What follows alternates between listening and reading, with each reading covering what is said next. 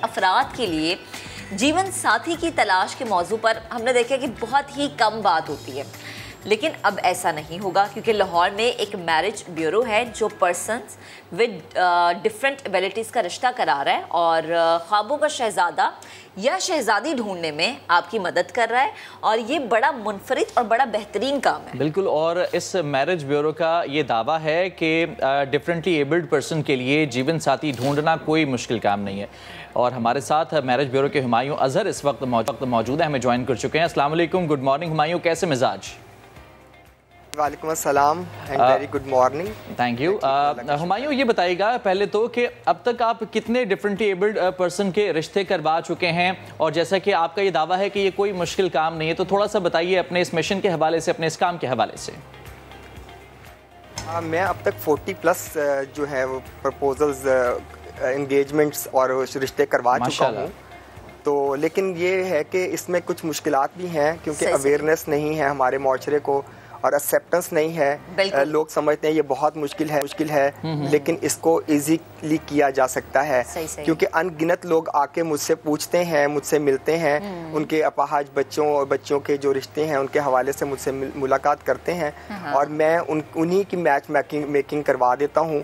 और हमारी कोशिश ये होती है कि अगर एक शख्स की डिसेबिलिटी कदरे ज़्यादा है तो दूसरे की थोड़ी कम हो ताकि अच्छे तरीके से वो लाइफ को बैलेंस कर सकें। हुमायूं, बड़ी ज़बरदस्त आपने बात की। अच्छा मुझे बताएं, यकीनन ये बहुत बड़ा चैलेंज रहा होगा, लेकिन ये आइडिया आया कैसे? क्योंकि जैसे हमने आगाज़ में भी कहा ना कि बहुत कम बात होती है इस मौजू पर, तो मैं चाहूँगी कि इसके बैकग्राउंड में जो मुहर्रिकात हैं, जो आइडिया था या किसी ने कहा कि आपको ये काम भी शुरू करना चाहिए, प्लीज़ ज़रा मुझे इस सफ़र के आगाज़ की जो स्टार्टिंग है, ये सफ़र शुरू कैसे हुआ, ये इस सफ़र का आगाज़ कैसे हुआ, प्लीज़ ज़रा ये बताएगा। असल में एक बच्ची थी हमारे पास जिसके पेरेंट्स नहीं थे। वो अपनी खाला और मामू के पास रहते थे जो कि ऑलरेडी बहुत पुअर फैमिली से बिलोंग करते थे। तो हमारे इदारे की प्रेसिडेंट साहिबा ने मुझे बुलाया और कहा कि इसकी ना शादी कहीं करवा ताकि ये अपने घर की हो जाए और लाइफ को सरवाइव कर सके। तो उसके लिए बड़ा वो 2 क्रचेस लेकर चलती थी बच्ची और हमारे लिए बहुत मुश्किल था उसके लिए सोचना और करना। तो इत्तेफाक से मेरे पास कुछ लोग आए और उनका मैच मेकिंग के बाद सिलसिला बन गया और उनकी शादी हो गई। और अल्हम्दुलिल्लाह उसकी बारात, उसकी मेहंदी, उसका सारा जहेज़ हमने खुद प्रोवाइड किया, उसको खुद अवेल किया। मतलब मैंने अपने दोस्तों के साथ मिलके और साथियों के साथ मिलके उसकी मेहंदी की रस्म हमने अपने इदारे में की, उसको वहीं से रुखसत किया। अब अल्हम्दुलिल्लाह वो 2 बेटों की माँ है और बहुत खुश व खुर्रम जिंदगी गुजार रही है। ठीक। अच्छा हुमायूं, एक तो ये आपका ज़ाहिर है आया था। जी, आपका एक तो ये काम है, आपका ये कारोबार है और उसके साथ साथ आप ढेरों दुआएं भी लेते हैं। इस तरह से 40 आपने बताया कि कामयाब रिश्ते जो है वो हो चुके हैं, शादियां करवा चुके हैं आप। उसके बाद ये कैसा ताल्लुक चलता है? ये चेक एंड बैलेंस भी आप रखते हैं, जो फॉलो अप का सिलसिला है वो भी रहता है आपका कि जो रिश्ते हम करवा चुके हैं कितना अच्छा उनका आपस में ताल्लुक चल रहा है, कितनी अच्छी कामयाब शादी चल रही है उनकी? ऐसा है कि हमारा फॉलोअप रहता है। हम एक साल में एक एनुअल डिनर अरेंज करते हैं। अच्छा। जिसमें उन तमाम कपल्स को बुलाया जाता है और वो तमाम हाजरीन भी, हमारे सारे दोस्त अहबाब भी शामिल होते हैं उसके अंदर कि जो अभी अनमैरिड हैं और प्लान कर रहे हैं फ्यूचर में। तो उनके अंदर कुछ खौफ हैं, कुछ खदशात हैं अपनी लाइफ को लेकर, और उनके पेरेंट्स भी मौजूद होते हैं, अजीज़ व कारब भी मौजूद होते हैं उस डिनर में। और वो जब हमें बैठे हुए देखते हैं कि हम एक अच्छी पॉजिटिव लाइफ सर्वाइव कर रहे हैं और वो फिर इनकरेज होते हैं, बहुत पॉजिटिव मैसेज उनको जाता है और वो फिर उनके खदशात और खौफ जो हैं वो दूर हो जाते हैं। ठीक है। अच्छा हुमायूं साहब, ये भी सिर्फ लाहौर में है, हम क्या आगे आने वाले दिनों में देख सकते हैं? फ्यूचर प्लान्स आपके क्या हैं? इसको मज़ीद बढ़ाना है लाहौर से निकल के पंजाब के दीगर शहर या सिंध में या फिर इस्लामाबाद में मैं कहूँ तो कहाँ कहाँ तक इस चीज़ को आपने फैलाना है? हमारा नेटवर्क है पूरे पाकिस्तान में। हमारे खसूसी अफराद जो हैं वो एक एडवोकेसी ग्रुप हमने बनाया हुआ है। अच्छा। तो पूरे पाकिस्तान से हमें कॉल्स आती हैं तो फिर हम उनको वहाँ पे रेफ़र कर देते हैं जिस एरिया का वो केस होता है, क्लाइंट होता है या जो भी है सिलसिला उसका। तो वहीं पे हम कोशिश करते हैं कि देखें। अब मुझे बहुत सारी कॉल्स आती हैं, फेसबुक के ऊपर भी मुझे बहुत ज़्यादा डिटेल्स मौसूल होती हैं, व्हाट्सएप पे भी मुझे लोग डिटेल्स भेजते हैं। तो उसके मुताबिक हम उसको अपने ग्रुप में डाल देते हैं।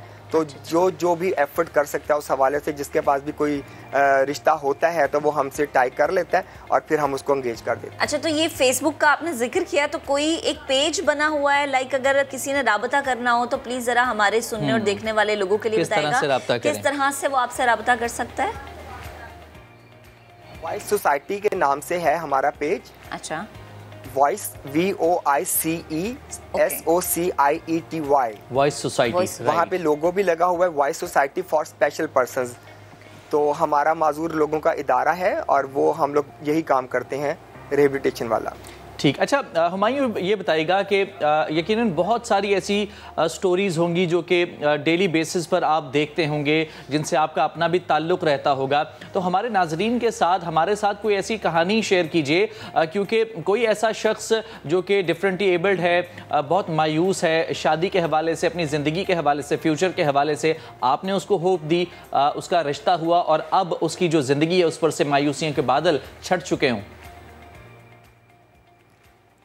हमारी एक साथी थी, वो दोनों टांगों से माजूर थी। राइट। और मुझे लगता था, मैं जब भी उनसे मिलता था, कि बेटा आपकी शादी होनी चाहिए। वो कहती थी कि मैं शादी नहीं कर सकती क्योंकि मैं अपने आप को मुस्तहिक नहीं समझती, मुझे नहीं लगता कि मेरा कुछ हक है। मतलब वो बहुत मायूसी की बातें करती थी।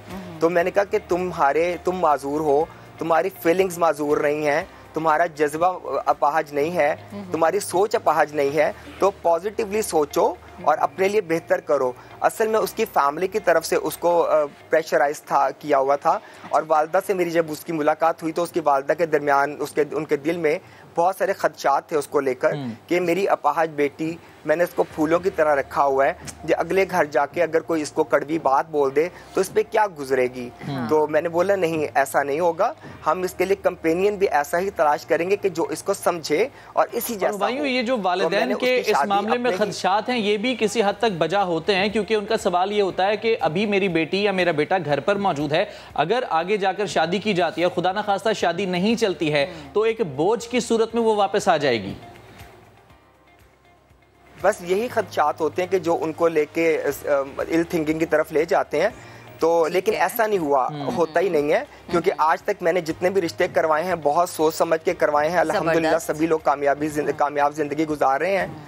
तो खदशात इस तरह भी दूर कर देते हैं कि जब हम अपने एग्जाम्पल्स देते हैं उनको कि जी हम लोग सर्वाइव कर रहे हैं और बहुत अच्छी ज़िंदगी गुजार रहे हैं। अभी आपकी स्क्रीन के ऊपर कुछ ऐसे के वो विजुअल्स भी चल रहे हैं जो कि नज़र आएगा लोगों को कि दो ऐसे शख्स जो खुद फिजिकल नीड्स के साथ हैं, वो बहुत हैप्पीली अपनी ज़िंदगी गुजारे और उनके बच्चे भी हैं। और ये खदशा होता है ज़्यादा हमारे माशरे में कि जी प्लीज़ बात कंप्लीट कीजिएगा।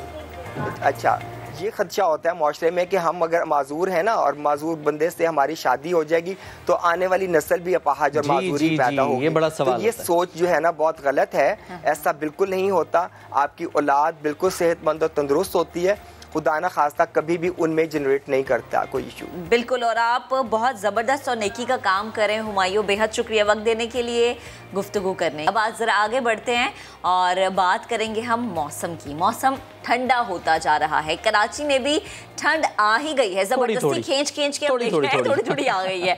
तो पहाड़ी इलाकों में तो सर्दी बढ़ती जा रही है, रोज़ ब रोज़ मौसम जो है मज़ीद सर्द होता जा रहा है। खैबर पख्तूनख्वा, गिलगित बल्तिस्तान और आज़ाद कश्मीर में पहाड़ों पर बर्फ़ जम चुकी है और जो हवाएं हैं वो मज़ीद सर्द हो गई है। नवंबर के दूसरे हफ्ते का आगाज़ हो चुका है, लेकिन अभी हम अगर कराची की बात कर लें तो दिन में गर्मी महसूस होती है और रात के वक्त ऐसा होता है कि हवा ठंडी हो जाती है। अच्छा, कराची की जो सर्दियां होती हैं उसमें कहा जाता है कि हम कराची में एक ही दिन में पूरे साल के मौसम का मजा ले लेते हैं, कभी सर्दी कभी गर्मी तो कभी दरमियाना मौसम। और अभी फराज मुझे कह भी रहते हैं कि देखिए कराची की जो ठंड होती है ना वो तो होती है 1-2 हफ्ते के लिए, लेकिन इस दफा देखते हैं कि ये सर्दी का स्पेल कितनी देर तक रहेगा। हमारे साथ मौजूद हैं मौसम पर बात करने के लिए डायरेक्टर महकमा मौसमियात सिंध सरदार सरफराज साहब ने हमें ज्वाइन कर लिया है। सरदार साहब बेहद शुक्रिया वक्त देने के लिए। जैसे हम बात भी करें ना शहर कायद के मौसम की और यहाँ के लोगों की, जो कि एक दिन में पूरे साल का जो मौसम है ना वो एंजॉय कर लेते हैं। दिन में गर्मी है, फिर गर्मी कम हो जाती है, रात को जो है ठंडी हवाएं चलना शुरू हो जाती हैं। तो शहर में सर्दी की बाकायदा एंट्री कब होगी कि हम कहेंगे अच्छा अब सर्दी आ गई, शॉल बॉल लेना शुरू कर दें? जी बहुत शुक्रिया जी। देखिए जो अक्टूबर का आखिरी हफ्ता और फिर नवंबर का महीना पूरा ही, आप दिसंबर का पहला हफ्ता भी उसमें शामिल कर सकते हैं। ये एक तरह से ट्रांजिटरी पीरियड होता है। तो इसमें ऐसा ही रहता है कि दिन में तेज़ धूप होती है और आप बाहर अगर धूप में ज़्यादा देर तक रहें तो आपको गर्मी महसूस होती है, लेकिन रात निस्बतन ठंडी हो जाती है। जैसे कि अब आपने नोट किया होगा कि टेम्परेचर 17-18 की रेंज में आजकल मिनिमम टेम्परेचर रह रहा है। जी। और दिन में वही 35-36 की यानी 34-35 की रेंज में चला जाता है। तो अगले एक आध हफ्ते तक भी इसी तरह का ही मौसम रहेगा, बल्कि 2 हफ्ते कह लें। यानी दिन में तेज़ धूप ही रहेगी और 34-35। उसकी वजह ये है कि असल में जब ये इसमें नवंबर में जब नॉर्थ ईस्टर्ली विंड एक ट्रेंड सेट होता है, यानी शुमाल मशरक से आने वाली हवा, तो एक तरह से खुश्क और रेगिस्तानी इलाकों की हवा होती है, तो दिन में वो गर्मी का बायस बनती है थोड़ी बहुत, और रात में फिर वही हवा जो है वो निस्बतन ठंड का बायस बनती है। अब अगर हम बात करें थरपारकर की, तो वहाँ टेम्परेचर 12 तक आ चुका है रात का गिर कर। लेकिन अच्छा सरफराज साहब, ये कराची के मौसम की अगर बात करें तो हम हमेशा से ये सुनते और देखते आ रहे हैं कि कोयटा के मौसम से रिलेट किया जाता है, कोयटा में सर्दी बढ़ेगी तो कराची में सर्दी आएगी। ये भी जरा बताइएगा, ये मामला क्या है? जी बिल्कुल ऐसे ही है। असल में देखें ना कि जो शुमाली इलाके हैं, कराची के शुमाल की तरफ आप निकलें तो पहले खुजदार और फिर कोयटा और फिर उधर थोड़ा सा नॉर्थ ईस्ट वर्ड निकलें आप तो सक्खर, मुल्तान और फिर ऊपर।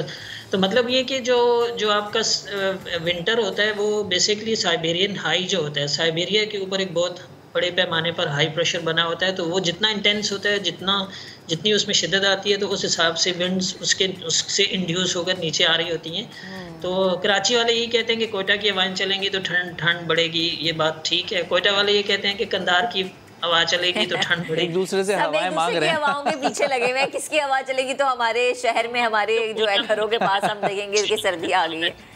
अच्छा सरदार साहब, एक और चीज़ ज़रा मुझे समझाएगा, कराची में इस दफ़ा हम क्या देखेंगे? सर्दी ज़्यादा देर के लिए रुकेगी या वही होगा कि 1-2 हफ्ते के लिए आई और फिर चली गई है? देखिए अमूमन 15 दिसंबर के बाद सर्दी निस्बतन शुरू हो जाती है। तो फिर जनवरी का पूरा महीना ही आपने नोट किया होगा पिछले चंद सालों से, जब आप कवर कर रहे होते हैं तो पता चलता है कि जनवरी का पूरा महीना तकरीबन सर्दी गुजरता है। तो महीना से 1.5 महीना है मतलब ऑन कार्ड्स कि इतनी तक रहेगी सर्दी, और ख़ासकर रात की और सुबह की सर्दी जो होती है। चले महीना 1.5 महीना जो है कराची वाले एंजॉय कर सकते हैं सर्दी को, सर्दी की सौगातों को। सरदार साहब बेहद शुक्रिया वक्त करने के लिए। तो 1-1.5 महीने की तैयारी कर लें कराची वाले, गर्म कपड़े भी निकाल लें और वो जो कहते हैं ना कि गर्म मेवा जात एंजॉय करने के लिए घरों में गाजर का हलवा एंड ऑल सामान भी लें। हम एक ब्रेक लेते हैं, ब्रेक के बाद हाजिर होंगे, हमारे साथ रहिएगा। पाकिस्तान और टर्की के बाहमी इश्तराक से बनने वाले ड्रामा सलाहुद्दीन अयूबी की बात करते हैं। ड्रामे के लिए ऑडिशंस का सिलसिला जारी है और मीडिया रिपोर्ट्स ये बता रही हैं कि हज़ारों उम्मीदवारों ने ऑडिशंस में हिस्सा लिया, जिनमें पाकिस्तानी फ़नकारों की एक बड़ी तादाद शामिल थी। यानी पाकिस्तानी फ़नकार भी अपनी किस्मत आजमा रहे हैं, लेकिन सिर्फ 60 पाकिस्तानी फ़नकारों को इन ऑडिशंस में गोल्डन टिकट मिला है, जिनमें से 18 का ताल्लुक लाहौर से बताया जा रहा है और 42 फ़नकार ऐसे जिनका ताल्लुक शहर कायद से यानी कराची से है। इन ऑडिशन से मुतालिक मज़ीद बात करने के लिए मुश्तरका प्रोडक्शन के पाकिस्तानी शराकतदार डॉक्टर काशिफ अंसारी साहब हमें ज्वाइन कर चुके हैं। उनसे हम जानते हैं कि ऑडिशंस का माहौल कैसा चल रहा है और अभी तक कहाँ तक पहुंच चुका है। काशिफ साहब बेहद शुक्रिया वक्त देने के लिए, गुड मॉर्निंग। सबसे पहले तो मैं ये जानना चाहूँगी कि जो ऑडिशंस चल रहे हैं अभी भी हो रहे हैं ऑडिशंस, क्योंकि 60 पाकिस्तानी सिलेक्ट किए गए हैं, कुछ लाहौर से हैं, कुछ कराची से हैं, ये मरहला मुकम्मल हो गया और कितने लोग जो हैं बताएगा फाइनल हुए हैं और उनके किरदार क्या पता चल गया, वो क्या करेंगे?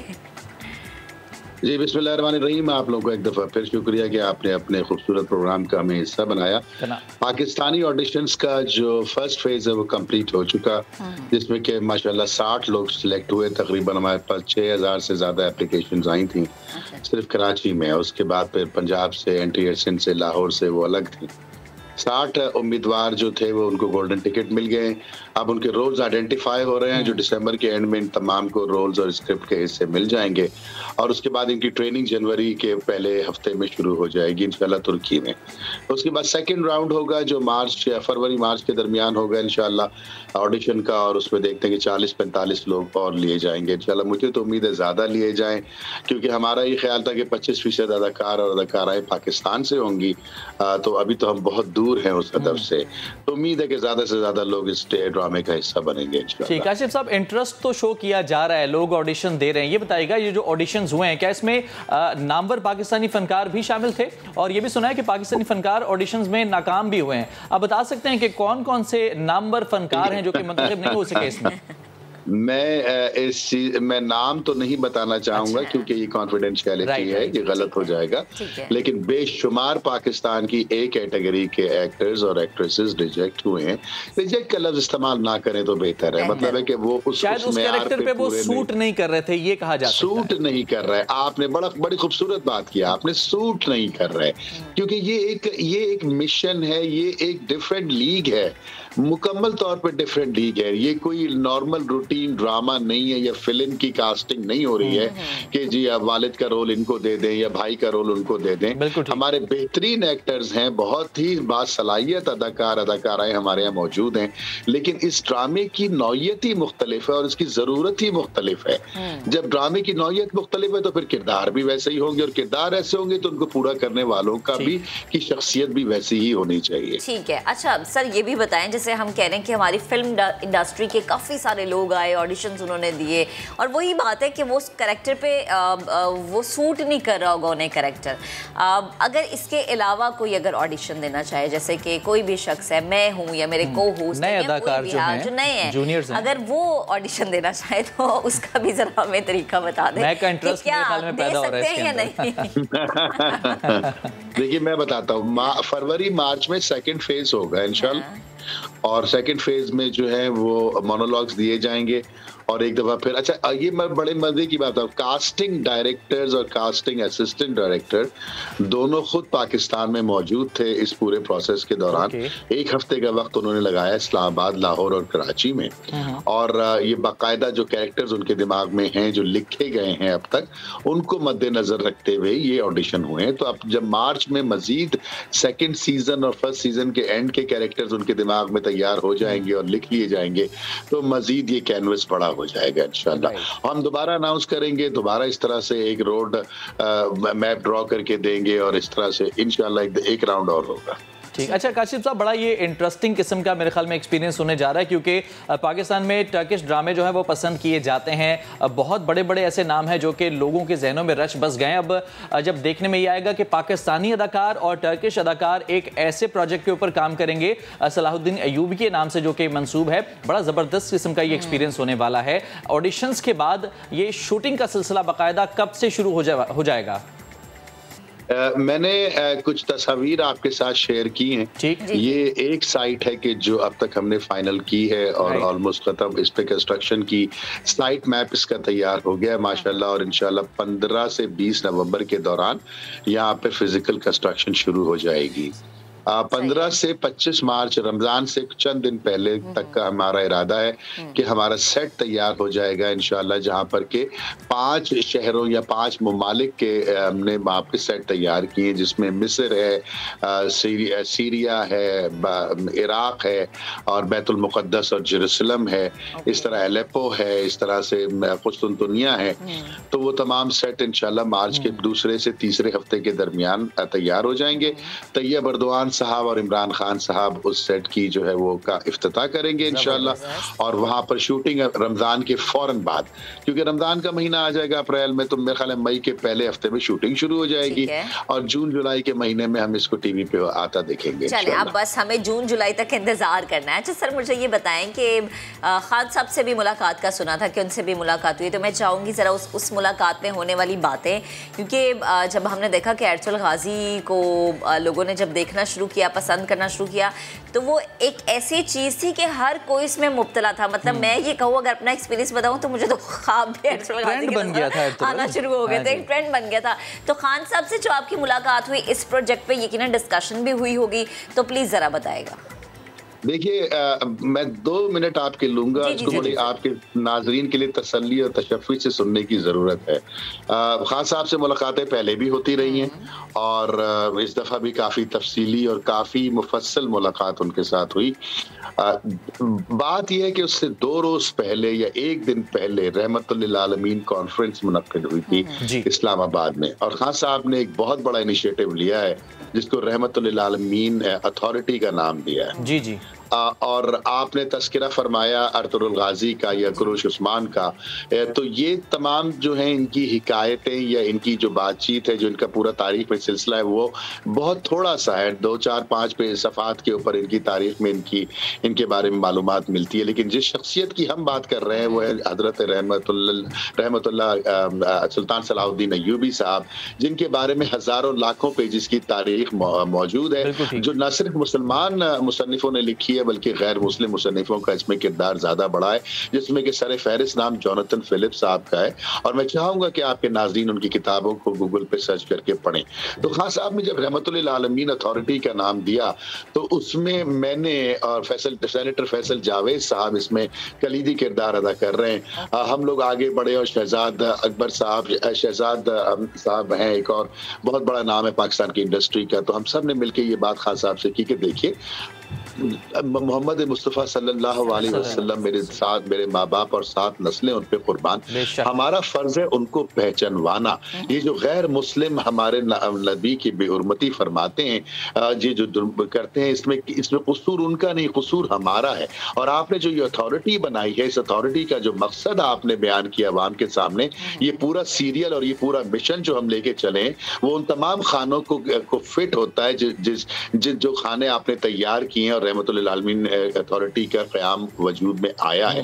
और जिस किरदार को हमने चुना है वो है सुल्तान सलाहुद्दीन अय्यूबी साहब, जिनके दौरे हुकूमत में न सिर्फ इस्लाम और कुरान की हुक्मरानी थी बल्कि मोहम्मद सल्लल्लाहु अलैहि वसल्लम के बताए हुए तरीकों पे कैसे जिंदगी गुजारनी है बहैसियत एक हुक्मरान उन्होंने करके दिखाया। और उसके बारे में जो तारीख के औराक जब आप पलटेंगे तो गैर मुस्लिमों में जिसमें ईसाई और यहूदियों का ज्यादा लिखावट आपको मिलेगी, उससे अंदाजा होता है कि किस तरह से वो लेके आगे चले। तो ये जो प्रोजेक्ट है, जो रहमतुल्लाह आलमीन अथॉरिटी है, जो पाकिस्तान के वजीर आजम ने शुरू किया, जो हमें पिछले 1400 सालों में हम अक्सर मौकों पे भूल चुके थे, ये वो वक्त अब आ चुका है कि दुनिया को मोहम्मद सल्लल्लाहु अलैहि वसल्लम की शख्सियत से मुतारिफ कराना है। और उस मुतारिफ कराने का हम वो हथियार इस्तेमाल करें कि जो दुश्मनों ने नाउजुबिल्लाह उनकी बेहुरमती करने के लिए इस्तेमाल किया। और वो हथियार है मीडिया का हथियार, वो हथियार है उस गैजेट का हथियार जो हम हाथ में लिए फिरते हैं। तो हम उसी हथियार को इस्तेमाल करते हुए हम सिर्फ और सिर्फ फर्क ये हो कि हम मोहब्बत, प्यार, खुलूस और को एग्जिस्टेंस जो मोहम्मद सल्लल्लाहु अलैहि वसल्लम का पैगाम था रहमतुल लिल आलमीन की सूरत में, उसको पूरी दुनिया तक पहुंचाएं। और इसके लिए जितना खान साहब के हम और आप हाथ मजबूत कर सकते हैं उतना कम है, क्योंकि ये बहुत बड़ा काम है। ये सिर्फ एक ड्रामे से शायद ना हो, एक शख्सियत से ना हो, इसमें बेशुमार हमें प्रोजेक्ट्स करने पड़े। लेकिन ये बहैसियत एक मुसलमान जिस काम को खान साहब ने शुरू किया, हम उनके सिपाही बन करके, उनका आलाकार बन करके इंशाअल्लाह इस काम को काशिफ साहब, ये सिर्फ एक प्रोडक्शन नहीं है बल्कि ये एक काम है, एक शुरुआत है जो कि आपने इस इनिशिएटिव लिया है। और साथ ही साथ अगर बात की जाए रिस्पांस के हवाले से, तो हमारी आवाम के दरमियान इस्लामिक हिस्ट्री से रिलेटेड जो ड्रामे हैं उनका रिस्पांस कैसा है वो हमें पहले ही पता चल चुका है। एर्तुगरुल की, जैसे कि महक ने बात की थी, एर्तुगरुल का किस तरह का इम्पैक्ट था सोसाइटी के ऊपर, और पाकिस्तान के अंदर हमने देखा कि लोग फिर बात करने लगे, उन हुक्मरानों की बात करने लगे, सोशल मीडिया के ऊपर हर तरफ चर्चे होने लगे। तो हमें पता चल गया कि ये चीज़ें पाकिस्तानी खासतौर पर सोसाइटी के अंदर जो है बहुत ज़्यादा असर दिखा सकती हैं। और दिखाना है। देखिए जिस तरह सोसाइटी के मामलात को खराब किया गया पिछली चंद दहाइयों के अंदर जानबूझ के समझ के एक प्लानिंग के तहत, तो अब वक्त आ गया है कि वो उस धारे को पलटा जाए। किसी ने तो पलटना है, सफर शुरू किया जाए। बिल्कुल ठीक। की तारीख, आप तारीख के अंदर लोगों के जज्बात और लोगों के इंटरेस्ट की बात कर रहे हैं। मैं तो तारीख की बात ही नहीं कर रहा, मैं तो कह रहा हूँ कुरान लेके आओ भाई। मेरे वजीर आजम ने रहमतुल्लिल आलमीन अथॉरिटी बनाई है कि बताओ दुनिया को कि मोहम्मद सल्लल्लाहु अलैहि वसल्लम कौन है। अगर मैं नहीं बताऊंगा, महक नहीं बताएंगी, आप नहीं बताएंगे, तो फिर कौन बताएगा? फिर हमें क्या हक पहुंचता है कि हम दूसरों के ऊपर उंगली उठाएं और उनके बारे में अपने तासुरात का इजहार करें, जब हमने अपने नबी सल्लल्लाहु अलैहि वसल्लम जिसके लिए ये कायनात बनाई गई उसका तारुफ ही नहीं कराया। उसके तारुफ कराने का तरीका, उन हुक्मरानों का तर्ज हुक्मरानी और उन माशरों का अब जन्म लेना कि जो उस कुरान और सुन्नत के इम्प्लीमेंटेशन के नतीजे में हुए, चाहे वो हजरत उमर फारूक का दौर हो, चाहे वो मेरे प्यारे नबी सल्लल्लाहु अलैहि वसल्लम का दौर हो, और अगर मौजूदा दौर की बात करें, दौर मतलब रिसेंट पास्ट की, तो फिर सुल्तान सलाहुद्दीन अय्यूबी, इसलिए उनको चुना गया है। बिल्कुल दुरुस्त फरमा रहे हैं काशिफ साहब, आप बेहद शुक्रिया गुफ्तगू करने के लिए, वक्त देने के लिए। बिल्कुल कहा कि हम सबकी जिम्मेदारी है कि अपने अपने जिम्मेदारी को निभाते हुए हम बताएं कि हमारा दीन क्या है और हमारा दीन जो है वो हमें सिखाता क्या। अभी एक ब्रेक लेंगे, ब्रेक के बाद दोबारा हाजिर होंगे, हमारे साथ रहिएगा।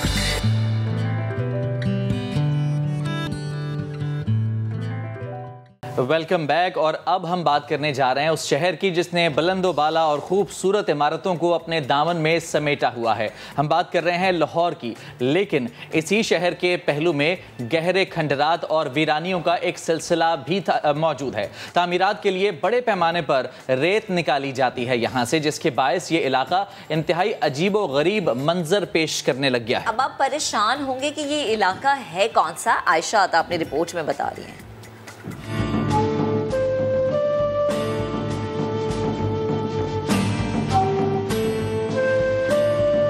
गहरी खाइयां, मिट्टी के ऊंचे टीले और दूर दूर तक हैं वीरानियों के डेरे। ये मनाजिर हैं लाहौर रिंग रोड महमूद बूटी इंटरचेंज के करीब कई किलोमीटर पर फैले दरियाए रावी के खुश्क दामन में मौजूद खंडरात के, जिन्हें देखकर पहाड़ी सिलसिले का गुमान होता है।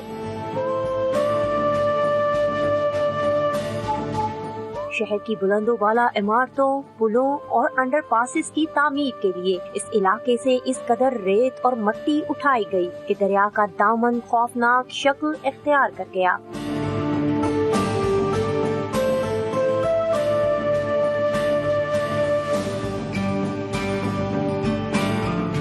तारीख बताती है कि इस इलाके में मिट्टी की खुदाई के दौरान जमीन से सदियों पुराने कुछ कुएं भी सामने आए, जो मुगलिया दौर में इस्तेमाल होने वाली छोटी ईंटों से बनाए गए थे।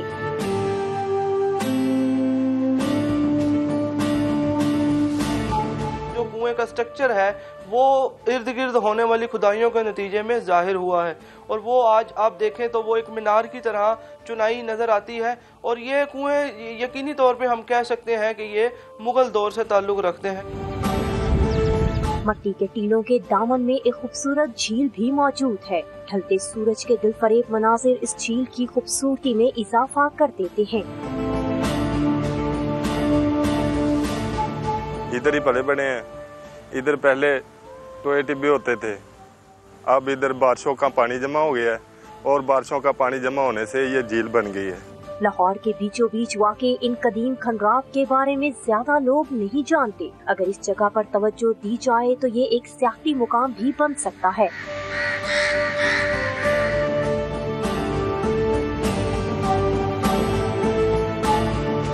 मिट्टी की बेजा खुदाई ने इस इलाके को खंडरात में तब्दील कर लिया है। यही वजह है कि शाम होते ही यहाँ वीरानियां अपने डेरे डाल लेती हैं। कैमरामैन मोहसिन इकबाल के साथ आयशा आता, समा, लाहौर।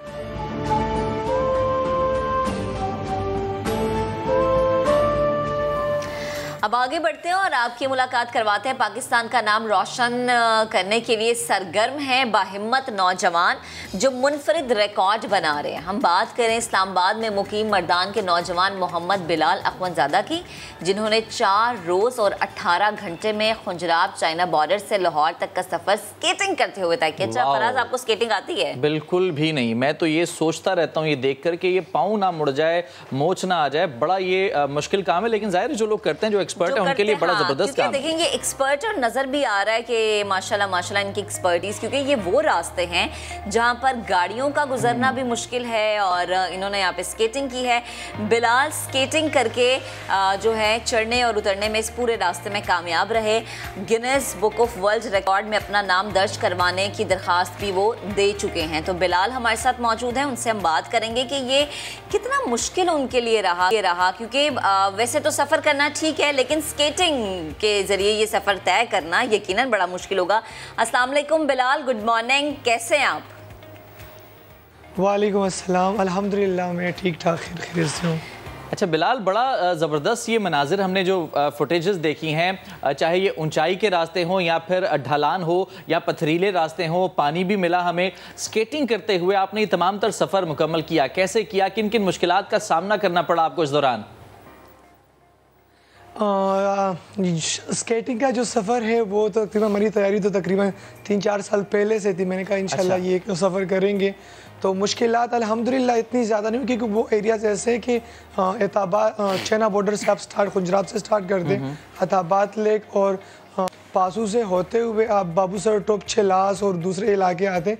काफ़ी वो एरिया ऐसे कि 24 घंटे लैंड स्लाइडिंग का ख़तरा होता है और बारिश और रोड जो है ना काफ़ी ख़राब होती है। लेकिन अल्हम्दुलिल्लाह जब हमने ये सफ़र स्टार्ट किया तो ज़्यादा मुश्किलात का सामना नहीं करना पड़ा, लेकिन ये हमारा फ़र्स्ट एक्सपीरियंस था जो कि निहायत खूबसूरत रहा और बहुत मज़े का हमारा ये सफ़र रहा। सही है, ठीक। और जिस तरह से आप बता भी रहे हैं ना, और आपकी चेहरे की खुशी भी बता रही कि आपने खूब एंजॉय किया होगा। अच्छा, किस तरह से आपने प्लानिंग की थी? रोज़ाना कितने घंटे स्केटिंग करनी थी, कितने घंटे आराम करना था, कितने घंटे जो है आपने मुश्किलात को देखना था? सुबह तकरीबन हमने 10-11 बजे से बाबूसर नहीं, चाइना बॉर्डर से स्टार्ट किया था और डेली हम तकरीबन 6 से 7-8 घंटे हमने जब चाइना बॉर्डर से स्टार्ट किया तो यकीन करें इतनी खूबसूरत पहाड़ी सिलसिले थे कि मैंने कभी ज़िंदगी में इस तरह खूबसूरती सिर्फ वो टीवी में दूसरी कंट्रीज़ के देखी, पाकिस्तान की कभी नहीं देखी थी। जब वो मैंने स्टार्ट किया तो मेरा तो रुकने का दिल ही नहीं करता था और बहुत ज़्यादा खूबसूरत सफ़र। 7 से 8 घंटे हमारी जो है ना सफ़र होता था डेली, और नाइट को हम स्टे करते। राइट। अच्छा बिलाल, ये बताएं कि वो लोग जो कि इन एरियाज से वाकिफ़ नहीं है, इनकी जो रास्ते उनसे वाकिफ़ नहीं है, उनके लिए बता दीजिएगा कि आपका ये सफ़र शुरू से जो एंड है ये ढलान की तरफ एंड हुआ, यानी ऊंचाई से नीचे की तरफ आप आए हैं या बेसिकली नीचे से ऊपर की तरफ आप गए हैं? आप जब जाते हैं तो वहाँ ऊंचाई है, आप जब वहाँ से आते हैं वो सारी ढलान है। अगर आप वहाँ से डाउन हिल्स है, अगर आप वहाँ से आते तो जो बीच में अप हिल्स आते तो वो भी इतनी मुश्किल नहीं होते, क्योंकि वो चाइना बॉर्डर और पाकिस्तान की जो आप खुद जो है ना, जो लोग वहाँ गए उनको पता है कि कितनी जो है ना वहाँ से डाउन हिल्स है। सही है। अच्छा बिलाल, मुझे ये बताएं कि जब आपने अपने दोस्तों के साथ या इर्द गिर्द के लोगों के साथ ये बात शेयर की होगी कि आप स्केटिंग करते हुए इतना मुश्किल रास्ता जिसमें पथरीला रास्ता भी है, पानी वाला रास्ता भी है, ढलवाने भी हैं, वो आप तय करेंगे, कवर करेंगे, तो क्या कमेंट्स क्या थे? इससे पहले मैं काफ़ी जो है ना मैंने पाकिस्तान के लिए टारगेट्स बनाए हैं। लाहौर, इस्लामाबाद से हम लाहौर गए, मरी डाउन हिल, दामनिको डाउन हिल, इस्लामाबाद से हम मर्दान गए। तो इस तरह आहिस्ता आहिस्ता करके जो भी टारगेट्स होती हैं आप आराम से जो है ना वो अचीव करते हैं। तो एकदम से इतने बड़े टारगेट नहीं बनते। डेली रूटीन पे जो मेरी इस्लामाबाद में स्टेमिना है 100 किलोमीटर, 70 किलोमीटर, 120 किलोमीटर स्केटिंग में करता हूँ। तो 4 साल में मैंने अपना स्टेमिना बनाया और तब जाके मैंने जो है ना अपने ये टारगेट अचीव किया। 4 साल जो है ना वो फिर तो आपके अब्बा ने कहा ओके जाएं, आप कर सकते हैं, क्योंकि आप 4 साल से करते आ रहे हैं। 70, 80 और 100 किलोमीटर आप बता रहे हैं, ये बहुत बड़ा डिस्टेंस है। खैर बिलाल, एक और बात वो ये कि यकीनन आपको सुन के बहुत सारे लोग ऐसे होंगे जो कि इरादा शायद बना रहे होंगे कि यार हम भी ये वाला काम करते हैं, लेकिन ख़तरनाक कितना है ये स्केटिंग करते हुए? ज़ाहिर है जो आपके पास शूज़ होते हैं, स्केटिंग शूज़ होते हैं, इनमें ब्रेक्स मौजूद नहीं होते हैं। अगर ये आउट ऑफ कंट्रोल हो जाए, आपकी स्पीड आउट ऑफ कंट्रोल हो जाए, आप गिर भी सकते हैं, ज़ख्मी भी हो सकते हैं, और जो गहरी खाइयाँ हैं वो भी बड़ी ख़तरनाक हैं। तो डेंजरस कितना है ये भी ज़रा बता दें हमारे नाजरीन को। ये बहुत अच्छा सवाल है, क्योंकि अक्सर आजकल 2-3 दिन बंदा स्केटिंग करते हैं, हफ्ता स्केटिंग करते हैं, शुरू में फलां करूँगा, मैं ये करूँगा, वो करूँगा। तो ये ख़तरनाक खेल है, ये ज़िंदगी और मौत के साथ आप खेलते हैं। जिस तरह गाड़ी है, अगर आपने 1 सेंटीमीटर जो है ना है इस जगह पर जो चढ़ाई है उतराई है, आपने थोड़ा सा ऐसा किया तो आप समय जो है ना बाकी लोग भी जो है ना मौत के मुंह में चले जाएंगे। हमने काफ़ी तकरीबन 18 साल से मैं स्केटिंग कर रहा हूँ, 20 साल से, तो उसमें ये होता है कि हमें पता होता है कि भाई कहाँ पर किस तरह चलना है। ये मामूली सी गलती आपके लिए जानलेवा साबित हो सकती है। एक साइड पे जो है ना जानलेवा दरिया होती है, तो दूसरी साइड पे जो है ना लैंड स्लाइडिंग का खतरनाक बहुत खतरा होता है। ऊपर से जो है ना बड़े बड़े पत्थर जो है ना गिरने के खतरा होते हैं। तो ये निहायत मुश्किल काम है। वीडियो देखने में आसान लग रही है, लेकिन जब आप ये वीडियो गेम लग रही है वैसे। और वही बात है ना कि आपको देखने में चीजें आसान लगती है, लेकिन जब आप प्रैक्टिकली कोई काम कर रहे होते हैं तो फिर आपको पता चलता है कि भैया बड़ा मुश्किल है। तो अगर जो भी लोग कैमरे के उस पर बैठे इरादा कर चुके कि हमने बिलाल की तरह ऐसे करना है, तो पहले प्लीज आप ट्रेनिंग लीजिए। जी, बेहद शुक्रिया बिलाल, आप हमारे साथ बुनियाद कर रहे थे। और ये जो आपने काम किया ना, नाम तो रोशन आपने कर लिया पाकिस्तान का, लेकिन बहुत सारे लोगों को ट्रेनिंग लेनी चाहिए, फिर ये काम करना चाहिए। Do not try without any proper training.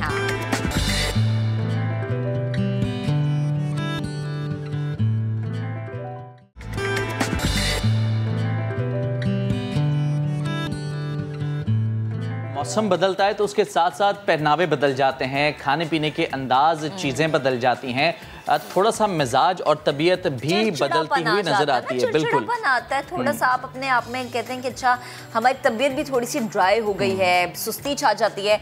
तो मौसम की जो ये तब्दीली होती है बड़ों और बच्चों की तबीयत को बहुत ज़्यादा मुतासर करती है। हमेशा मौसम की तब्दीली का आगाज़ में अपने साथ कुछ बीमारियों का लाना, ये जो है ना वो कहते हैं चोली दामन। कुछ बीमारियां तो ऐसी हैं कि जब भी होंगी तो सिर्फ एक ही जवाब आता है, भाई मौसम बदल रहा है, सीजनल, इसी वजह सीजनल जो वायरल इन्फेक्शन होते हैं। ये मौसम जो है कराची की अगर बात करें, कराची के अलावा कई ऐसे शहर हैं जहां पर दिन में गर्मी और रात में सर्दी, इसके साथ सर्दियों का आगाज इस तरह से होता है। और ये एक बहुत बड़ी वजह होती है। दर्जा हरारत की जो ये तब्दीली है, ये आपकी हेल्थ पर काफ़ी बुरे असरात डालती है। खांसी हो गई, नज़ला, जुकाम, बुखार, इसके अलावा पेट खराब जैसी बीमारियां हैं, जो कि हाँ जी, गले का दर्द, ये सारी चीज़ें हैं जो कि इस मौसम में होती हैं। जो होता है ना वो गले का इशू होता है, गले का इन्फेक्शन है आपको और आपकी आवाज़ नहीं निकल पा रही, गला बंद हो गया है, या आपको थोड़ा थोड़ा से ना खराश सा महसूस हो रहा है अपने गले में। तो इसी पर बात करने के लिए आगा खान अस्पताल के सरबरा infection diseases doctor Faisal Mahmood साहब हमें ज्वाइन कर चुके हैं। उनसे हम बात करते हैं, क्योंकि ये बच्चों और बड़ों दोनों के लिए मौसम जो है ये ख़तरनाक भी साबित हो सकता है, और इस मौसम में आपने बचना कैसे है ये भी बड़ा ज़रूरी है। डॉक्टर साहब अस्सलाम वालेकुम, गुड मॉर्निंग, कैसे हैं आप? आप कैसे जी? अल्हम्दुलिल्लाह। अच्छा डॉक्टर साहब, ये जब मौसम आता है ना तो बहुत सारी तब्दीली आती है। वैसे तो कोई तब्दीली आती नहीं, लेकिन मौसम के साथ तब्दीली आ जाती है और हर बार बहुत सारी बीमारियां लेकर आती है। बच्चों को भी इफेक्ट करती हैं ये बीमारियां, बड़ों को भी करती है, यानी कोई बच नहीं पाता। और सबसे ज़्यादा सर फहरिस्त, जैसे मेरे को एंकर ने जिक्र भी किया कि नज़ला है, ज़ुकाम है, खांसी और बुखार, ये 4 चीज़ें हर घर में आज हमें नज़र आ रही हैं। बिल्कुल सही फरमाया, मौसम बदलता है और बीमारियां चेंज होती हैं। एंड ये सिर्फ सर्दियों का मसला नहीं है, ये हर मौसम जो है पाकिस्तान में, कराची में, वो अपनी बीमारियां लेके आता है। जैसे आपको पता है आजकल डेंगू का सीज़न है, जैसे ही डेंगू का सीज़न ख़त्म होगा तो फिर हमारे ये नज़ला, खांसी, ज़ुकाम, इसका सीज़न शुरू हो जाएगा। और ये फलों जैसे हर फल में अपना, हर मौसम का अपना फल, हर मौसम की अपनी बीमारी। हाँ, ये भी ठीक है। अच्छा है ये। अच्छा डॉक्टर साहब, अब सर्दियों के हवाले से स्पेसिफिकली बात कर लेते हैं। सर्दियाँ आ रही हैं, ये जो वायरल इन्फेक्शंस हैं ये पैदा होना शुरू हो चुके हैं। आपके पास भी एक लाइन लगी होगी पेशेंट्स की। ऐसे में क्या करना चाहिए घर में रहते हुए? खाने पीने की क्या चीज़ें ऐसी जो कि इस्तेमाल करनी चाहिए, किन चीज़ों से परहेज़ करना चाहिए, क्या रूटीन इख्तियार करनी चाहिए, ज़रा बता दीजिएगा। तो देखिए, किसी भी वायरस इन्फेक्शन से बचने के लिए, चाहे वो नज़ला खांसी वाला हो, चाहे इवन कोविड भी हो, तो उसके लिए अपने जो रोज़मर्रा की जो चीज़ें हैं उसके अंदर हेल्दी लाइफस्टाइल अपनाना ज़रूरी है। अपनी इम्यूनिटी को अच्छी करने के लिए 3 चीज़ें हैं जो कि काम करती हैं। एक तो खाना पीना अपना अच्छा करना, जिसका मतलब है फलों का इस्तेमाल रखना, प्रोटीन का इस्तेमाल रखना जिसमें अंडा, गोश्त वगैरह शामिल है, और फिर चीनी से और इन चीज़ों से थोड़ा सा गुरेज करना और बचना, तली हुई चीज़ों से गुरेज करना। दूसरी चीज़ जो कि बहुत बोरिंग लगती है मगर एटलीस्ट हफ्ते में ज़्यादा दिन थोड़ी सी वर्जिश करना, चाहे वो वॉक हो चाहे वो जिम हो, मगर थोड़ा सा वर्जिश करेंगे तो आपकी क़ुव्वत मुदाफ़िअत बेहतर होती है। और आखिरी चीज़ जो कि हमेशा हम भूल जाते हैं वो है कि कम से कम रात को 6 से 7 घंटा सोना ज़रूरी है, उससे भी आपकी इम्यूनिटी और क़ुव्वत मुदाफ़िअत बेहतर होती है। सही है। अच्छा डॉक्टर साहब, जैसे आपने कहा ना वर्जिश की आपने बात की, तो ये सर्दियों में तो ये एक नामुमकिन सी चीज़ लगती है। एक्सरसाइज आप करें ये सर्दियों में ऐसा लगता है कि अच्छा जितनी देर तक सर्दियाँ हैं उतनी देर तक आप सिर्फ कंबल में रहें, रज़ाई में रहें, तो वो हमें लगता है हम महफूज हैं। अच्छा, घर में जो बच्चे होते हैं, ये स्पेशली जो हमारे बुज़ुर्ग हैं, जो हमारे घर में बड़े मौजूद होते हैं, वो हमें नज़र आता है कि इस सीज़न में, ये जैसे आप कह रहे हैं कि कोई भी सीज़न आता है तो वो अपनी बीमारियां साथ लेकर आता है, तो वो ज़्यादा हमें बीमार नज़र आते हैं। उनका इम्यून सिस्टम ज़्यादा स्ट्रॉन्ग होना ज़रूरी है। उसके लिए प्लीज़ बताएगा कि स्पेशली बच्चों को और जो बूढ़े हैं, हमारे घर के जो बड़े हैं, जो सीनियर हैं, उनको क्या करना चाहिए अपने इम्यून सिस्टम को स्ट्रॉन्ग करने के लिए। और सेकंड, कि अगर आप एक्सरसाइज को रूटीन नहीं बनाते या आपकी लाइफ ऐसी है कि आप शाम को नहीं सो पाते, आपने रात को 12-1 बजे ही सोना है, तो उसके लिए आपको किस तरह से अपना पूरा दिन प्लान करना है? आपका पहला सवाल जो था कि जो बच्चे हैं बूढ़े वो क्या करें। Exactly. बूढ़ों का या जिन लोगों की उम्र ज़्यादा है उनके अंदर दूसरी और तीसरी चीज़ ये भी होती है कि आपके अगर दूसरे को मसाले मेडिकल जैसे कि डायबिटीज़ हो गई, ब्लड प्रेशर हो गया, तो उस पर काबू करना बहुत ज़रूरी है। क्योंकि अगर वो आपके काबू में नहीं है या वो आपका कंट्रोल पे नहीं है तो उससे भी आपकी क़ुव्वत मुदाफ़िअत कम होती है। और बच्चों का ये है, और ख़ास तौर पर जिन घर में बच्चे और बड़े दोनों रहते हैं, तो अगर किसी बच्चे की तबीयत ख़राब है, उनको नज़ला खांसी है, तो फिर उनको, और ये बहुत मुश्किल काम है, ये हमारे घर में बहुत मुश्किल होता है कि उनसे बोले कि ज़रा दूसरों से थोड़ा दूर रहें, वरना वो सब पे छींकते खांसते रहते हैं और वो अपनी बीमारी फैलाते रहते हैं। और याद रखें, भूलें मत कि वही चीज़ें जो हम कोविड के लिए करते हैं, यानी कि मास्क पहनना, लोगों से दूर रहना, यही चीज़ें हैं जो कि आम नज़ला खांसी से भी आपको बचाएगा। और इस वजह से पिछले साल पूरी दुनिया में इन्फ्लुएंजा या फ्लू के जो नंबर है वो बहुत कम थे, इन्हीं वजूहात की वजह से। ठीक, अच्छा डॉक्टर साहब, वर्जिश का ताल्लुक है, जी सॉरी जी, प्लीज कंटिन्यू। जी, जहाँ तक वर्जिश का ताल्लुक है तो याद रखें, हम कहते हैं कि कम से कम 30 सेकंड्स आपको 30 मिनट्स आपको वर्जिश करना है, मगर 30 मिनट्स जो है वो पूरे दिन में एक साथ करने की ज़रूरत नहीं है। तो अगर आप ऑफिस जाते हैं, अगर आपका दफ्तर जो है वो 3rd फ्लोर पे, तो आप सीढ़ी लेके ऊपर जल्दी से जाएं और सीढ़ी लेके नीचे आएँ। अगर आप नमाज पे जाते हैं मस्जिद, तो फिर आप चल के जाएं, या अगर आप कहीं गाड़ी पार्क करते हैं कहीं दूर पार्क करें, इवन शॉपिंग के लिए, और तेज़ चल के जाके वापस करें। तो पूरे दिन में थोड़ा थोड़ा करके आपकी वर्जिश इस तरह से आप अपने नॉर्मल ज़िंदगी में इंकॉर्पोरेट कर सकते हैं, टाइम निकालने की जरूरत नहीं पड़ती है इसके। राइट। अच्छा डॉक्टर साहब, ये बताइएगा कि हम ये देख रहे हैं कि गुजरते वक्त के साथ इंसान का जो इम्यून सिस्टम है ये कदरे कमज़ोर होता जा रहा है। इसकी वजूहात के हवाले से अगर बात करें तो माजी में हम ये देखते थे कि बड़े बड़े घर होते थे, सहन लाजमी होता था, रोशनदान हुआ करते थे, बड़ी खिड़कियाँ हुआ करती थी, लेकिन आज ज़्यादातर घरों को बंद रखा जाता है, AC चल रहे होते हैं। अभी डेंगू का सीज़न है जिसकी वजह से वैसे ही दरवाजे बंद किए जाते हैं। तो ये जो घरों के अंदर वेंटिलेशन ना होना, ये कितनी बड़ी वजह है बीमारियों के हवाले से अगर बात करें, या फिर हमारे इम्यून सिस्टम के हवाले से बात करें? तो इसमें देखें, इम्यून सिस्टम के अलावा दूसरी चीज़ें भी हैं, जैसे कि आपका माहौल, जैसे बिल्कुल आपने सही वजह फरमाया, इसमें आपकी इम्यूनिटी का इतना ताल्लुक नहीं है जितना आपके माहौल का ताल्लुक है। अगर कोई बंद जगह है और वहाँ पे कोई बीमार है तो वो बीमारी बहुत जल्दी से दूसरे लोगों को भी फैलती है। इसी तरह से अगर डेंगू का सीज़न है, अगर आपने एहतियात नहीं की, अपने जो जाली दाल है उनको आपने सही नहीं किया, आप मच्छरों का ख्याल नहीं करें घर पे, तो आपकी इम्यूनिटी चाहे जितनी भी अच्छी है, आपको डेंगू लगने के चांसेस बढ़ जाते हैं। तो यानी कि अपने आप को हेल्दी अपने आप को करने के साथ साथ आपको अपने माहौल को भी देखना है कि उसको आप कैसे बेहतर बनाएं कि आप बीमारी से बचें। बहुत शुक्रिया आपका डॉक्टर साहब, आपने बहुत मुफीद मशवरे दिए नाजरीन के लिए और हमारे लिए भी। एक ब्रेक की तरफ हम जा रहे हैं। ब्रेक के बाद जब हम आएंगे तो बहुत सारी स्टोरीज, बहुत सारी खबरें आपके साथ शेयर करेंगे। हमारे साथ रहिए।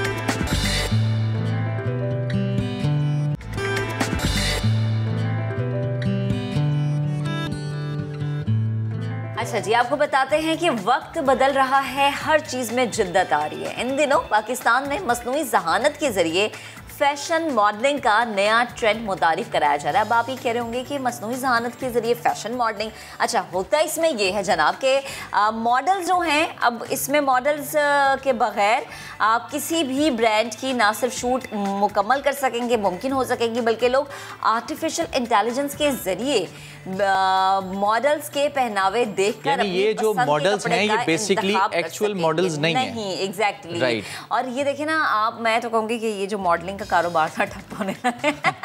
मसनूई ज़हानत के जरिए फैशन मॉडलिंग के ट्रेंड पर बात करने के लिए हमें ज्वाइन कर चुकी हैं कुरतुलैन खालिद, हमारे साथ स्टूडियोज में मौजूद हैं। अस्सलाम वालेकुम कुरतुलैन, कैसी हैं आप? अल्हम्दुलिल्लाह, thank you for having me.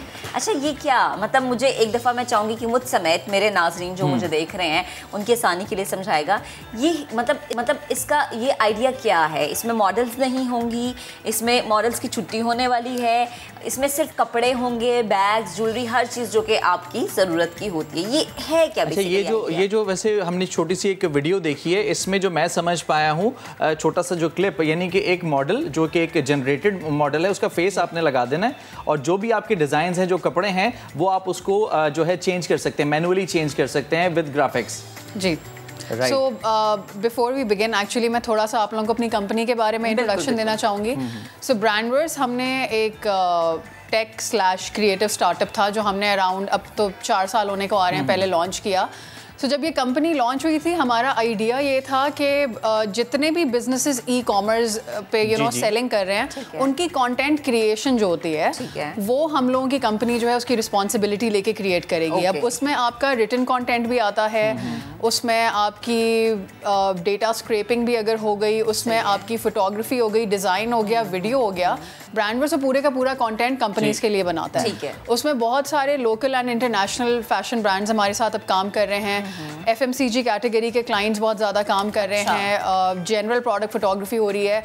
And with the recent license that Pakistan has gotten for Amazon selling as well, तो हम लोग अमेजॉन लिस्टिंग का भी अब काम करना शुरू हो गया।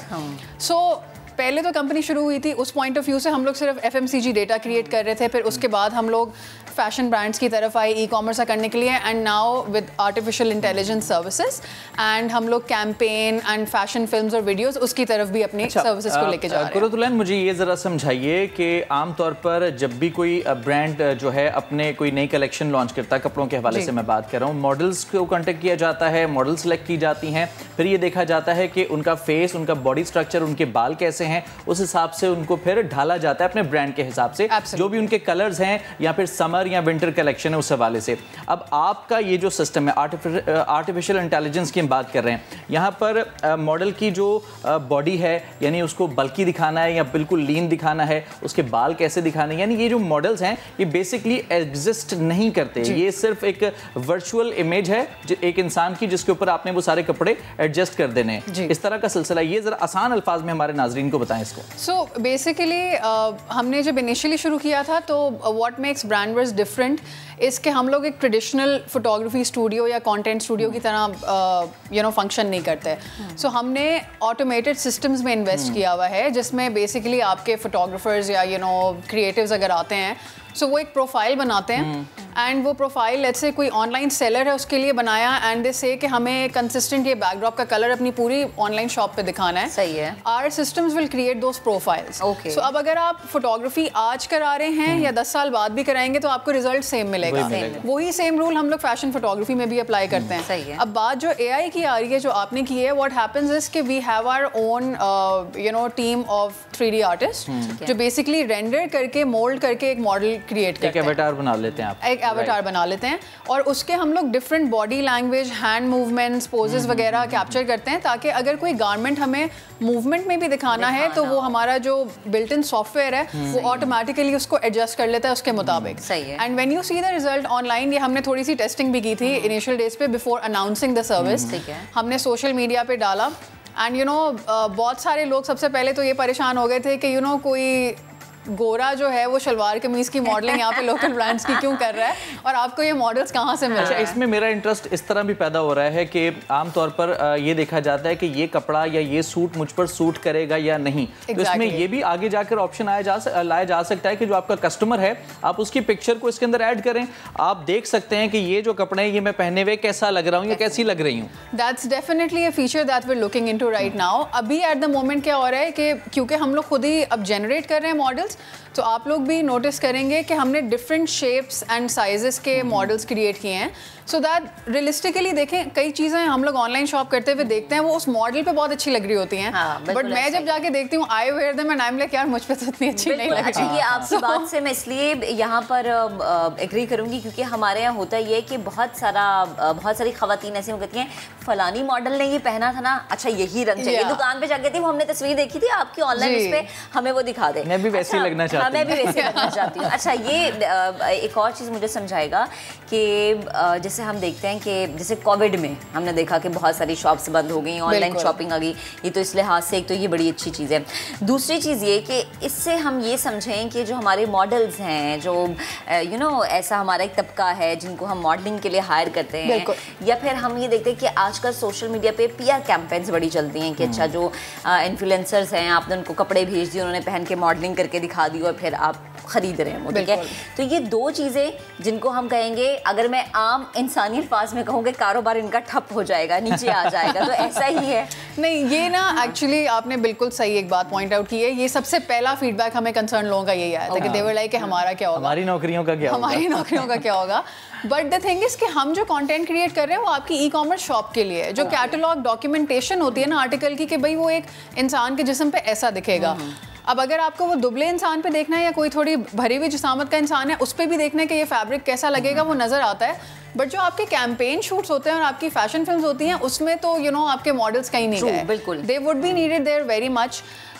3D जनरेटेड मॉडल्स के अलावा हमने एक और ऑप्शन रखा हुआ है कि let's say if I want to create a profile with Brandverse, तो मैं ब्रांडवर्स आऊंगी जो हमारे ऑटोमेटेड फोटोग्राफी की फैशन की मशीन है, उसमें आके मैं एक फोटोग्राफर से अपना फोटो सेशन करवाऊंगी, ठीक है, and then my image would be saved over there. तो हमारा जो सॉफ्टवेयर है वो रियल लोगों पे भी आर्टिकल जनरेट कर सकता है। And what happens over there is के लेट्स से अब देखें मैंने 10 साल तक तो ऐसा नहीं दिखना ना, बट अगर मैंने किसी कंपनीज के साथ कॉन्ट्रैक्ट कर लिया and they like my picture and my outlook, उन्होंने कहा हमें 5 years तक अपने सारे कलेक्शन पे आपके ऊपर आर्टिकल्स लगा के अपनी वेबसाइट पे लगाने हैं, I am earning a monthly income every month without doing. जो खातून है वो वैसी नहीं रहेंगी, लेकिन वो उनका जो एवटार है वो वैसा ही रहेगा, लेकिन वो आप 5 साल तक पैसे कमाते रहेंगे। कमाई का बड़ा बेहतरीन जरिया। बेहद शुक्रिया कुरतुलैना मौजूद थी गुफ्तगू के लिए। चलिए आगे बढ़ते हैं। फौरन से आपको बताएं, करोड़ मुतासरीन को रेस्क्यू करने वाले इमरजेंसी सर्विसेज ने 17 साल के बाद रेस्क्यू ऐप मुतारिफ कराने का फैसला कर लिया है। और इस ऐप की ज़रूरत क्यों पेश आई और ये किस तर्ज पर बनाई जा रही है, ये एक अहम सवाल है और इसी सवाल का जवाब आप जानेंगे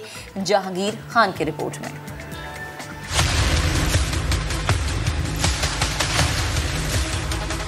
दो 2004 में कायम होने वाली रेस्क्यू इमरजेंसी सर्विस जदीद दौर के तकाज़ों को पूरा करने निकल पड़ी है, लेकिन इन 17 सालों के दौरान रेस्क्यू 1112 की कारकर्दगी क्या रही, पहले ये जान लेते हैं।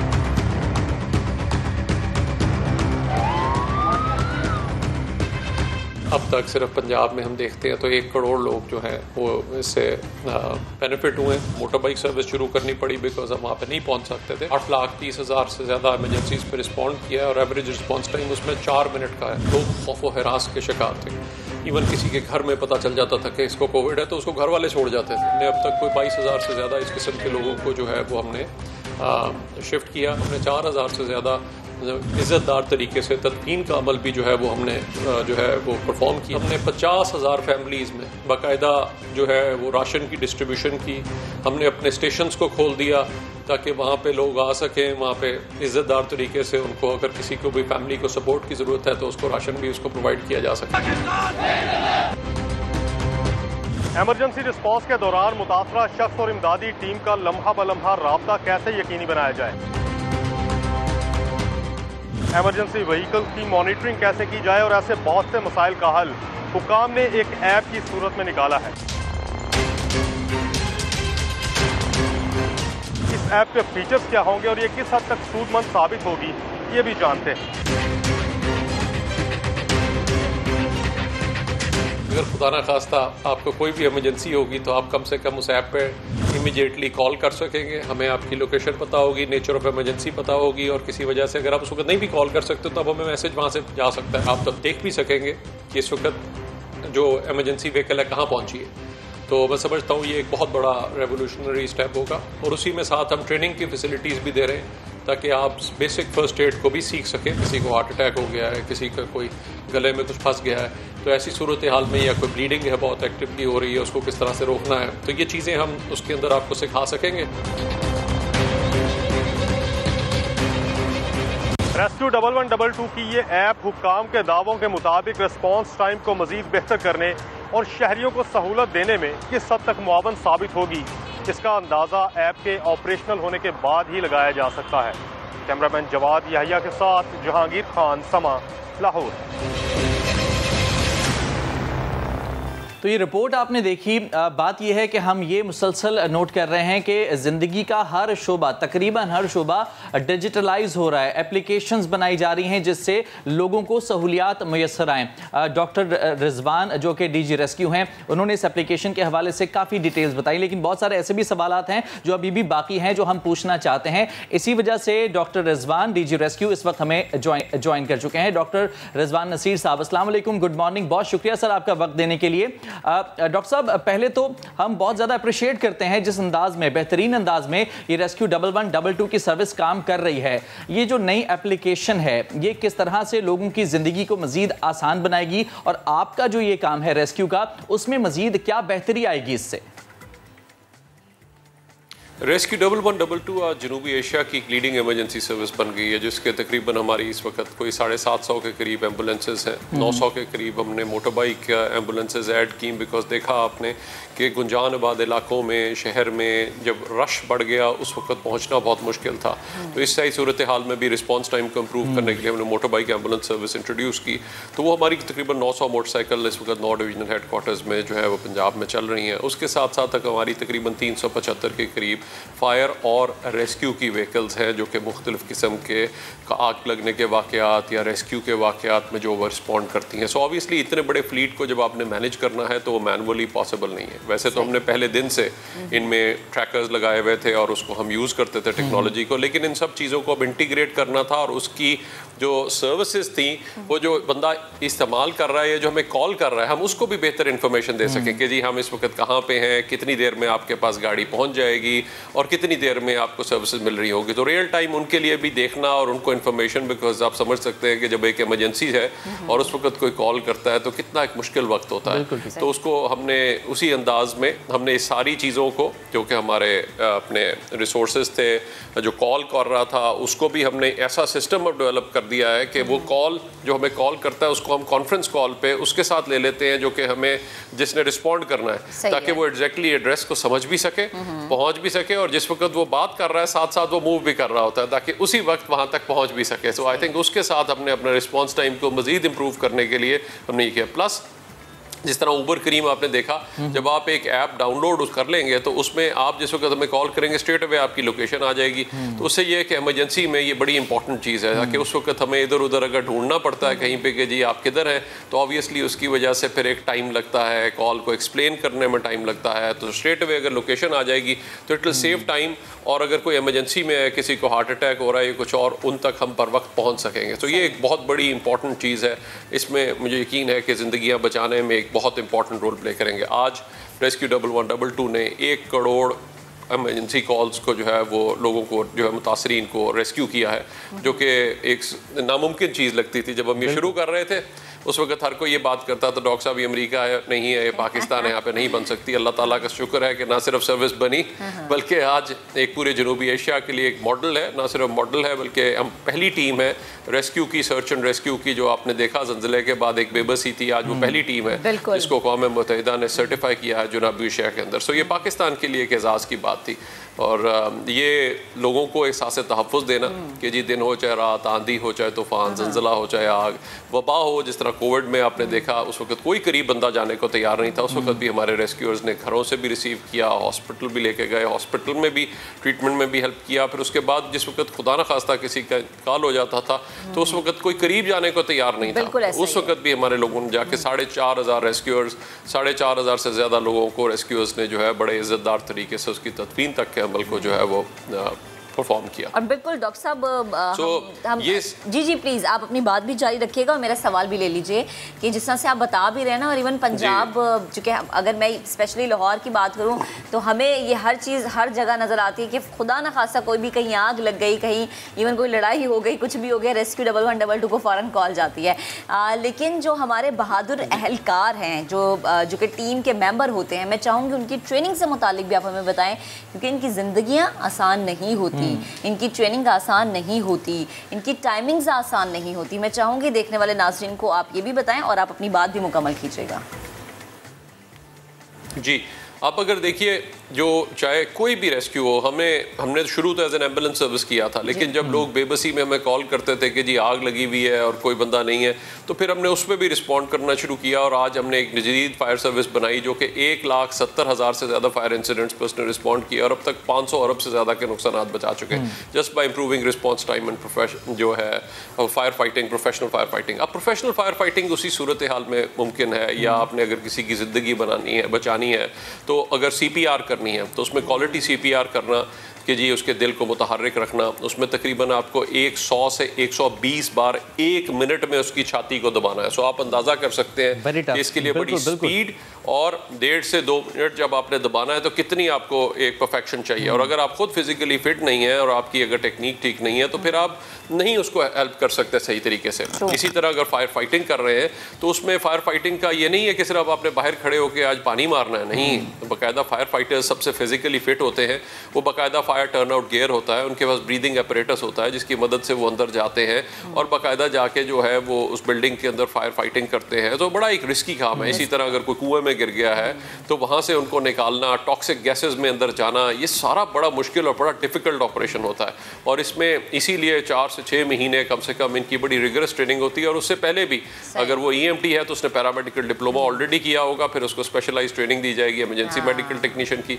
इसी तरह से अगर वो फायर रेस्क्यूअर है तो उसको फायर रेस्क्यूअर का भी डिप्लोमा किया होता है। और हमारा कॉन्सेप्ट ये है कि फायर और हेल्थ एंड सेफ्टी, हम कम्युनिटी सेफ्टी के ऊपर फोकस करें ताकि ना सिर्फ उनको ये एहसास तहफ़्फ़ुज़ हो कि हम उनको पहुँचेंगे, बल्कि हम उनके साथ मिलकर इमरजेंसीज का जायजा लें। यानी डॉक्टर साहब हम आपकी बातों से इस बात का अंदाज़ा लगा सकते हैं कि पंजाब आबादी के लिहाज से सबसे बड़ा सूबा बड़े महफूज हाथों में है। और मेरा तो पर्सनल एक्सपीरियंस रेस्क्यू 1112 के साथ ऐसा रहा। फराज डॉक्टर साहब बेहद शुक्रिया, आप मौजूद थे। आप गुफ्ते थे कि जब मैं पंजाब में थी, मैं लाहौर में थी, तो एक जगह एक अजदहा यानी सांप हमने देखा यूनिवर्सिटी पाइथन, हाँ, और वो रेस्क्यू की टीम को बुलाया गया उसको कंट्रोल करने के लिए। तो पंजाब में किसी भी काम के लिए रेस्क्यू 1112 को फौरन कॉल किया। बहुत अच्छा काम कर रही है। चलिए जी, हम एक ब्रेक ले लेते हैं, ब्रेक के बाद वापस हाजिर होंगे, हमारे साथ रहिएगा। Welcome back. और अब एक बार फिर हम बात कर लेते हैं शायर मशरिक, मुफक्किर पाकिस्तान अल्लामा इकबाल की। अल्लामा इकबाल जिनका 144वां यौम पैदाइश आज मनाया जा रहा है। अल्लामा इकबाल ने मुसलमानों के लिए आज़ाद मुल्क का ख्वाब देखा, उन्हें आज़ादी के लिए आगे कदम बढ़ाने की तरगीब दी। अजीम शख्सियत, अजीम रहनुमा, इनको गुलकार मिकाल और उमर ने शानदार अंदाज में खिराज अकीदत पेश किया है। एक ज़बरदस्त किस्म का नगमा उन्होंने गाया है। और गुलकार जो है मिकाल और उमर दोनों ने हमें ज्वाइन कर लिए हैं, तो दोनों से बात करेंगे। मिकाल, उमर, अस्सलाम वालेकुम, गुड मॉर्निंग, बहुत शुक्रिया वक्त देने के लिए। मिकाल, सबसे पहले आपसे बात करना चाहूँगी मैं, शायर मशरिक को ट्रिब्यूट पेश किया आपने, और ये कोई आसान काम नहीं होता। यकीनन शख्सियत को समझना, जानना, पहचानना बेहद ज़रूरी है। इस पे काम करना, रिसर्च करना, ये भी ज़रूरी है। आपने अल्लामा मोहम्मद इकबाल की शख्सियत को कैसा पाया? क्या पढ़ा आपने उनके बारे में? क्या मुनफरिद आपने ऐसी चीज़ पाई जो कि हम आज के अपने सियासतदानों में, अपने लीडर्स में नहीं देख पाते? जी, अल्लामा इकबाल ने जो बरसगीर का जो फ्यूचर उन्होंने एनविजन किया था वो था कि हम कॉलोनियल मेंटालिटी के शैकल्स को शेड करें, हाँ, उससे अपने आप को निकालें और अपनी आइडेंटिटी एक क्रिएट करें, अपनी हिस्ट्री, अपने कल्चर को हम प्राउडली ओन करें। तो इस लिहाज से आजकल का जो पाकिस्तान है, हम लोग सब ये कोशिश करते रहते हैं कि हमारे बुज़ुर्गों की कई भी चीज़ें, उन लोगों की हिदायत जो उन्होंने हमें दी, उस पे हम अपनी लाइफ को मॉडल करें। यही स्ट्रगल है और मेरे ख्याल से इकबाल का भी सेंट्रल मैसेज है कि स्ट्रगल कभी ख़त्म नहीं होती, हर दौर में वो नए फॉर्म में आपके सामने आती है। आज हमें जिन चीज़ों के साथ लड़ना पड़ रहा है वो हट के थोड़ी सी डिफरेंट है, शायद 100 साल पहले ये मसाइल नहीं थे, लेकिन इंसान जो है वो उसको हमेशा किसी ना किसी फोर्स के साथ स्ट्रगल करना पड़ता है, वेदर वो आपकी अपनी इंटरनल क्वेश्चंस हैं जिनको साथ आप डील करना चाहते हैं, या वो नेशन के लेवल पे क्वेश्चंस हैं, माशी सवालात हो सकते हैं, इकोनॉमिक इश्यूज हो सकती हैं। तो आई थिंक उनका बहुत ब्रॉड और इनकम्पसिंग मैसेज है जो कि सिर्फ हम लोगों पे नहीं, पूरी इंसानियत पे अप्लाई होता है कि नो मैटर कि आपके जितने भी हालात डिफ़िकल्ट हों, जितने भी आपको दुश्वारियाँ पेश हैं, आपने हिम्मत नहीं हारनी और आपने स्ट्रगल टिल दी एंड करते रहनी है। अदरवाइज आपकी ज़िंदगी का जो एक मकसद है वो आप ज़ाया कर पाएंगे, आप पूरी तरह अपना मिशन फुलफिल नहीं। अच्छा उमर, आप ये बताइएगा, आपने ट्रिब्यूट पेश किया अल्लामा डॉक्टर इकबाल को, हमने सुना, एक एक लफ्ज़ सुना आपका, बहुत ही खूबसूरत तरीके से ये लिखा गया है। ये बताइएगा, उस शख्सियत की बात की जा रही है कि जिसका हर शेर, हर लफ्ज़ एक कहानी बयान करता है, बल्कि कहानियाँ बयान करता है। ऐसी अजीम शख्सियत के लिए कुछ लिखना, ये कितना बड़ा चैलेंज था आपके लिए? बिल्कुल, अल्लामा इकबाल का स्टैचर तो अनडिनाइबली बहुत अजीम शान है और इंसानी तारीफ में कम ही ऐसे शोरा पैदा हुए जिन्होंने इस लेवल का मुकाम हासिल किया। तो ऑब्वियसली कोई भी आर्टिस्ट उनके काम के साथ इंगेज करते हुए इंटिमिडेटेड फील करेगा, हेजिटेट करेगा। मैं भी बिल्कुल ऐसा ही महसूस कर रहा था, काफ़ी परेशान था कि क्या मैं इसको जस्टिस कर पाऊंगा कि नहीं। पर एट द सेम टाइम क्योंकि हमारा आइडिया ये था कि इसको आवाम के लिए सॉर्ट ऑफ एक्सेसिबल रखना है और एक स्पेशली यूथ को कैप्चर करने की कोशिश करनी है जो परहैप्स इतना ज़्यादा अब हमारे ट्रेडिशंस के साथ अपने आप को एसोसिएटेड फील नहीं करती। हाँ। तो मेरी कोशिश यही थी कि ऐसी मेलोडी कंपोज करूं जो इंटरेस्टिंग भी हो पर एट द सेम टाइम बहुत कॉम्प्लिकेटेड ना हो, सिंप्लिसिटी हो उसमें फ्लो हो, और वो अल्लामा इकबाल की जो शायरी का फ्लो है उसके साथ साथ बड़ा कह लें इन टैंडम चल रही। ठीक। अच्छा उमर, हमारी नौजवान नस्ल, हमारी आने वाली जनरेशन, यकीनन हम कहते हैं कि नौजवान नस्ल, हमारी जनरेशन जो है वो हमारा असासा है, हमारा मुस्तकबिल है। तो हमारी जनरेशन को शायर मशरक़ की शख्सियत से आपकी नज़र में क्या सीखना चाहिए? जी, बहुत अच्छा सवाल है, बहुत मुश्किल सवाल है। इकबाल की ज़िंदगी के किसी एक पहलू को अगर मुझे पिन पॉइंट करना पड़े तो थोड़ा मुश्किल होगा, लेकिन मेरे ख्याल में उनकी ये एबिलिटी के अपने टाइम पीरियड में रहते हुए उन्होंने ये समझा कि कॉलोनियल प्रोजेक्ट अपने मकासद को पूरे करने के लिए जो तरीक़ेकार इस्तेमाल करता है उनमें एक कौम को ज़हनी तौर पर महकूम बना देना एक बहुत इम्पॉर्टेंट एस्पेक्ट होता है। तो इस चीज़ को काउंटर करने के लिए इकबाल ने ना सिर्फ अपनी शायरी बल्कि अपनी पॉलिटिकल स्ट्रगल भी जो की वो बहुत ही ज़बरदस्त काम है। और मैंने भी एज एन आर्टिस्ट यही कोशिश की है कि किसी हद तक अपने काम में, अपने म्यूज़िक में जो जिस किस्म का कंटेंट मेरा बैंड जनरेट करता है, हम कोशिश यही करते हैं कि वो किसी ना किसी इम्पोर्टेंट सोशल इशू के साथ जुड़ा हुआ हो, उसकी कोई ना कोई सोसाइटल रेलेवेंस हो। तो ये एक एस्पेक्ट है इकबाल की ज़िंदगी का जो मैंने कोशिश की है कि अपनी ज़िंदगी के अंदर उसको ला सकूं। ठीक। अच्छा, अल्लामा इकबाल को आपने बहुत तफसील से पढ़ा है, ना सिर्फ अल्लामा इकबाल की तसानीफ़ को आपने पढ़ा है बल्कि उनकी शख्सियत, उनकी सोच के हवाले से बहुत गहरी रिसर्च है आपकी। इसके अलावा भी यकीनन दीगर शख्सियात को भी आपने पढ़ा होगा। अल्लामा इकबाल से मुताल्लिक अगर कोई ऐसी चीज़ आप हमारे साथ शेयर कर सकें जो आपने दूसरे अजीम जो शख्सियात हैं उनसे मुख्तलिफ शायर मशरक़ अल्लामा डॉक्टर इकबाल में पाई हो। जी देखें, मेरे हिसाब से किसी भी आर्टिस्ट को उसके कॉन्टेक्स्ट से सेपरेट नहीं किया जा सकता, और अल्लामा इकबाल को अगर उनके कॉन्टेक्स्ट में देखा जाए तो एक बात जो वाज़ेह होती है वो ये कि वो जिस कौम से मुखातिब है वो एक ऐसी कौम है जिसको कॉलोनाइजेशन के एक्सपीरियंस ने बिल्कुल पस्त और अपने आप से काट दिया, अपनी तारीख से काट दिया और एक बहुत ही गहरे एहसास कमतरी का शिकार बना दिया। तो एक ऐसी कौम से जब वो मुखातिब हैं और अपने कलाम में उनको कोशिश करते हैं कि मुतवज्जा करें, उनको उनके शानदार माजी का एहसास दिलाएं, तो इसी बात से आपको इकबाल के किरदार, उनकी शख्सियत, उनकी दूरअंदेशी का अंदाज़ा होना शुरू हो जाता है। सही। ये सोच आजकल हम क्रिटिकल थ्योरी में, लिटरेचर के डिपार्टमेंट्स में, पोस्ट कॉलोनियल थ्योरी के कॉन्टेक्स्ट में पढ़ते हैं। तो ये बातें इकबाल ने उस ज़माने में जब कॉलोनियल प्रोजेक्ट अभी चल रहा था तो तब की। तो मेरे ख्याल में ये एक बहुत बड़ा इंडिकेटर है कि वो किस शख्सियत के और कितने ज़बरदस्त ख्यालात के इंसान थे। बहुत शुक्रिया मिकाल और उमर, आप हमारे साथ मौजूद थे और यकीनन आपने जिस अंदाज़ में, जिस खूबसूरत अंदाज़ में अल्लामा इकबाल को ख़िराज तहसीन पेश किया है वो काबिल क़दर है।